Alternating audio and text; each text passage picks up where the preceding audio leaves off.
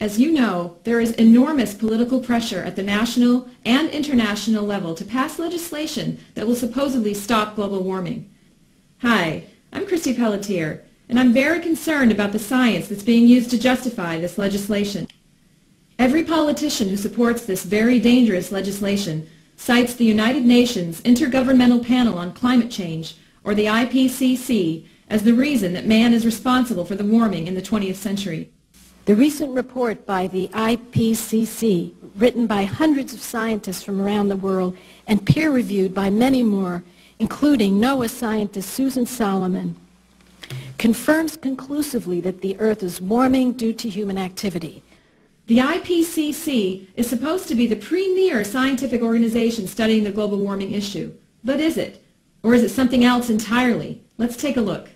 The 2007 IPCC Summary for Policymakers strongly asserts that there is now enough evidence to say that it is very likely that man has caused the warming of the 20th century. That translates into a 90% certainty that man is causing global warming.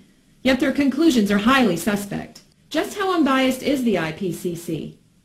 After years of being stonewalled, climate analyst John McLean had to use the Freedom of Information Act to force the United Nations to release internal data on just how many scientists actually agreed with the conclusion that there is a 90% certainty that man is responsible for global warming. The results are shocking. The United Nations has created the myth that there is a consensus of thousands of scientists that man is causing global warming. In actuality, only 62, not hundreds or thousands of scientists were actually involved in reviewing the IPCC science chapter. Of this 62, 31, or half, had a vested interest in supporting the man-caused theory. Review comments that didn't support the IPCC's conclusions were ignored by the IPCC. Nearly 60% of the comments for the final draft fell into this category. I was shocked to learn that out of all of these scientists, only 4 agreed with the conclusions of the IPCC. That's right, only 4.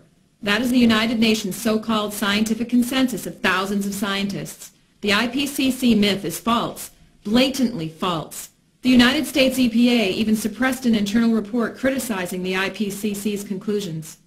At best, the IPCC's report is highly biased and cannot be used to justify policy.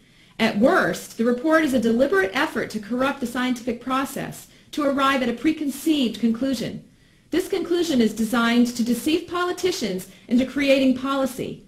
Creating dangerous policy is exactly what our Congress is doing. The biased nature of this report, combined with the overwhelming recent scientific results showing that carbon dioxide is not responsible for global warming, has led over 600 internationally recognized scientists, some of them former IPCC team members and authors, to abandon the man-caused global warming theory.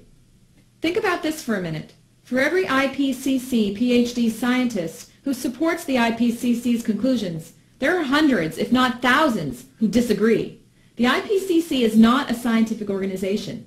It is an agenda-driven political machine that is perpetrating a fraud on the citizens of the world. So why are we even considering this legislation? This cap-and-trade bill must not pass. If you've never contacted your senators before, please do it now. You can contact them at www.congress.org. Tell them that unless they vote no on this dangerous cap-and-trade legislation, you will not be voting for them. Tell them that the IPCC is a fraud and is not to be trusted. Let's stop this horrible legislation together by passing the link for this video on to others that we know. Thank you.